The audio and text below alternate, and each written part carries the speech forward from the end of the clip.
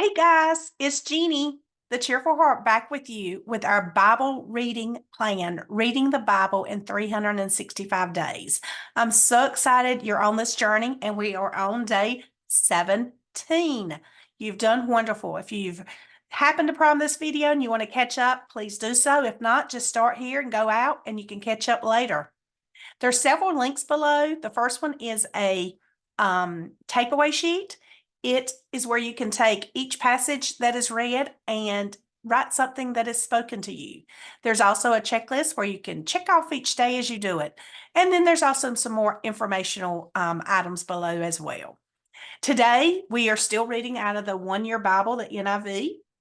We read one New Testament, one Old Testament, one Psalms, and one Proverbs. Today's Old Testament will be Genesis chapter 35, verse 1 through chapter 36, 43. Today we'll be doing a lot of that lineage, so there'll be a lot of hard names, and I'll do the best I can. Matthew is our New Testament, chapter 12, verses 1 through 21. Our Psalms is chapter 15, verses 1 through 5. And Proverbs today is chapter 3, and we'll be reading verses 21 through 26.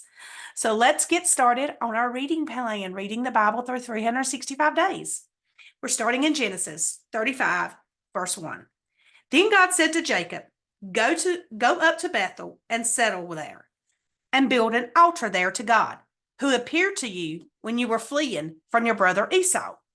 So Jacob said to his household and to all who were with him, Get rid of the foreign gods you have with you, and purify yourselves, and change your clothes. Then come, let us go up to Bethel, where I will build an altar to God, who answered me in the day of my distress, and who has been with me wherever I have gone. So they gave Jacob all the foreign gods they had, and the rings in their ears, and Jacob buried them under the oak at Shechem. Then they set out, and the terror of God fell upon the towns all around them, so that no one pursued them.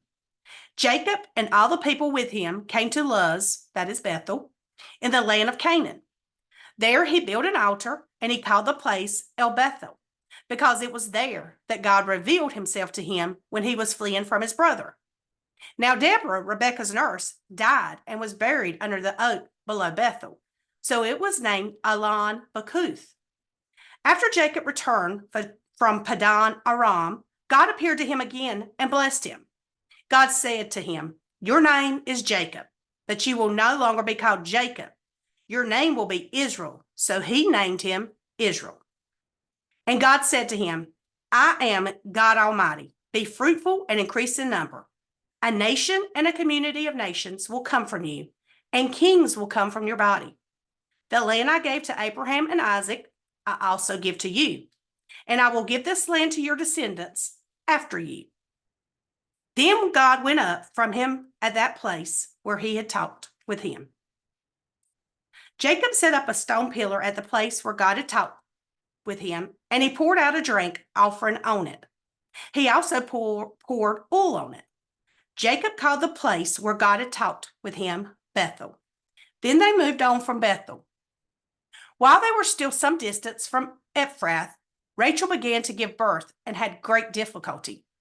And as she was having great difficulty in childbirth, the midwife said to her, Don't be afraid, for you have another son. As she breathed her last, for she was dying, she named her son Benoni, but his father named him Benjamin.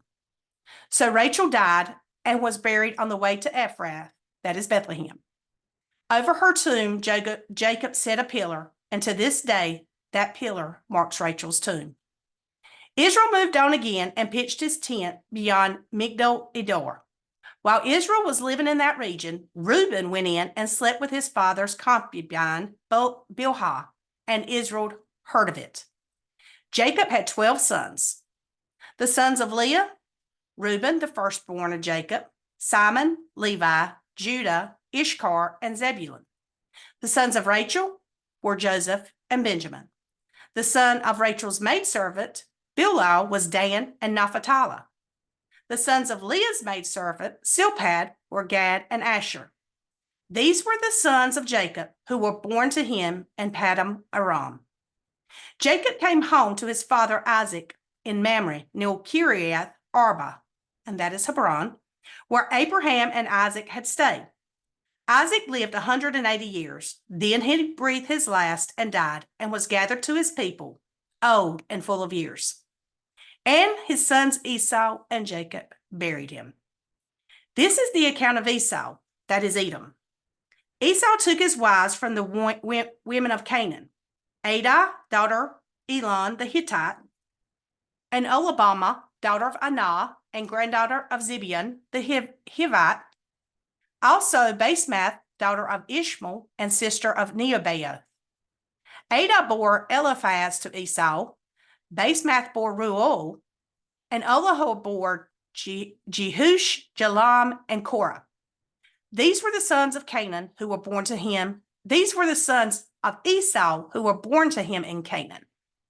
Esau took his wives and sons and daughters and all the members of his household, as well as his livestock and all his other animals and all the goods he had acquired in Canaan, and moved to a land some distance from his brother Jacob. Their possessions were too great for them to remain together. The land where they were staying could not support them both because of their livestock. So Esau, that is Edom, settled in the hill country of Seir. This is the account of Esau, the father of the Edomites in the hill country of Seir. These are the name of Esau's sons: Eliphaz, the son of Esau's wife, Adah and Reuel, the son of Esau's wife Basemath. The sons of Eliphaz were Timah, Omar, Sephah, Gatam, and Kenaz. Esau's son Eliphaz also had a concubine named Timnah, who bore him Amalek. These were grandsons of Esau's wife Adah.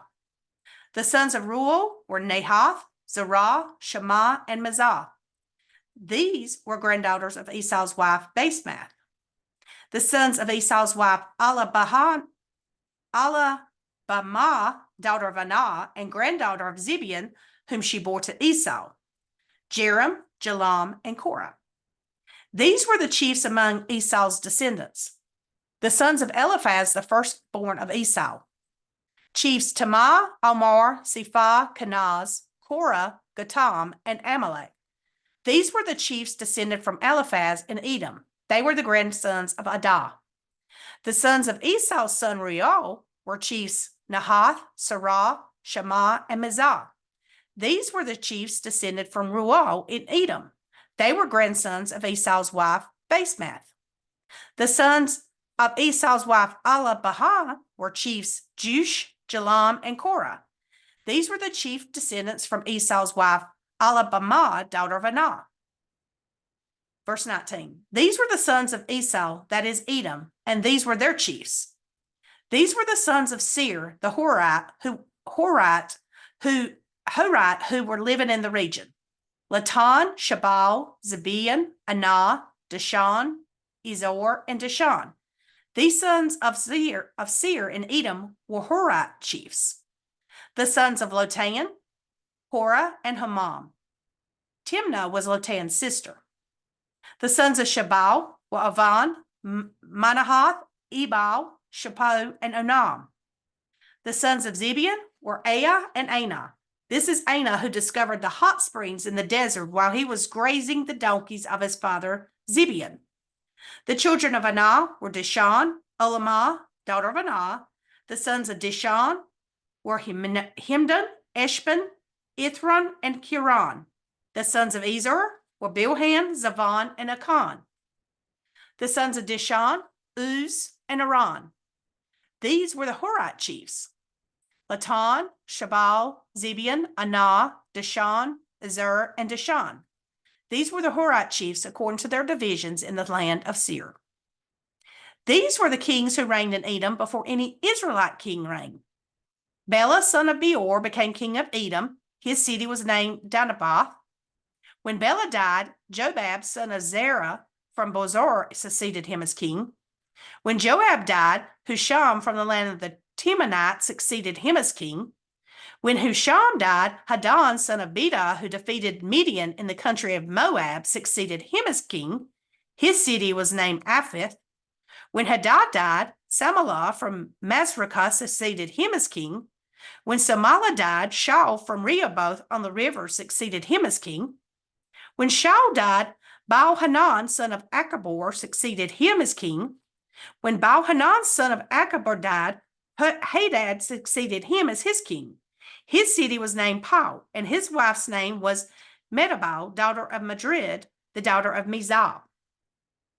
These were the chiefs descended from Esau by name, according to their clans and regions: Timnah, Alvah, Chetteth, Holaman, Elah, Pinyah, Kenaz, Timah, Mizbar, Magadil, and Aram. These were the chiefs of Edom, according to their settlements in the land they occupied.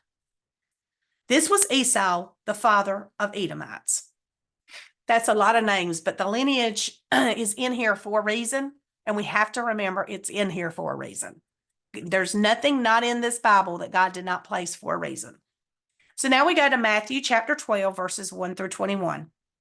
At the time Jesus went through the grain fields on the Sabbath, his disciples were hungry and began to pick some heads of grain and eat them. When the Pharisees saw this, they said to him, "Look, your disciples are doing what is unlawful on the Sabbath." He answered, "Haven't you read what David did when he and his companions were hungry? He entered the house of God, and he and his companions ate the consecrated bread, which was not lawful for them to do, but only for the priests. Or haven't you read in the law that on the Sabbath the priests in the temple desecrate the day and yet are innocent? I tell you that one greater than the temple is here. If you had known what these words mean, 'I desire mercy, not sacrifice,' you would not have condemned the innocent. For the Son of Man is Lord of the Sabbath." Going on from that place, he went into their synagogue, and a man with a shriveled hand was there. Looking for a reason to accuse Jesus, they asked him, "Is it lawful to heal on the Sabbath?" He said to them, "If any of you has a sheep and it falls into a pit on the Sabbath, will you not take hold of it and lift it out? How much more valuable is a man than a sheep? Therefore, it is lawful to do good on the Sabbath." Then he said to the man, "Stretch out your hand." So he stretched it out, and it was completely restored, just as sound as the other. But the Pharisees went out and plotted how they might kill Jesus. Aware of this, Jesus withdrew from that place. Many followed him, and he healed all their sick, warning them not to tell who he was. This was to fulfill what was spoken through the prophet Isaiah. "Here is my servant whom I have chosen, the one I love, in whom I delight. I will put my spirit on him, and he will proclaim justice to the nations. He will not quarrel or cry out. No one will hear his voice in the streets. A bruised reed he will not break, and a smoldering wick he will not snuff out, till he leads justice to victory. In his name, the nations will put their hope." Now we go to the Psalms reading, chapter 15, verses 1 through 5. "Lord, who may dwell in your sanctuary? Who may live on your holy hill? He whose walk is blameless and who does what is righteous, who speaks the truth from his heart and has no slander on his tongue, who does his neighbor no wrong and casts no slur on his fellow man, who despises a vile man but honors those who fear the Lord, who keeps his oath even when it hurts, who lends his money without usury and does not accept a bribe against the innocent.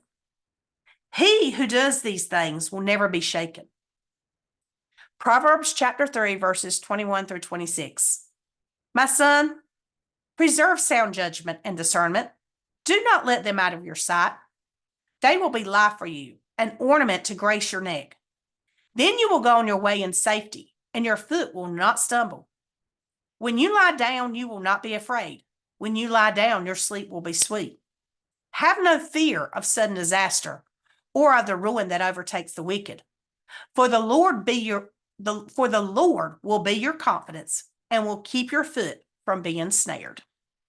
Well, guys, that's the day 17 we read out of the Old Testament in Genesis chapter 35, verse 1 through 36 through 43. There was a lot of lineage there. Then we read Matthew chapter 12, verses 1 through 21. We read Psalms 15, 1 through 5, and we read Proverbs chapter 3, verses 21 through 26. Please like or share or comment below of this video if you would like, and please subscribe to this channel so that way you can catch the videos as they are published. And I would like to just thank you for being on this journey of reading through the Bible, a reading plan of reading the Bible in 365 days. Guys, thank you for joining me and have a great day.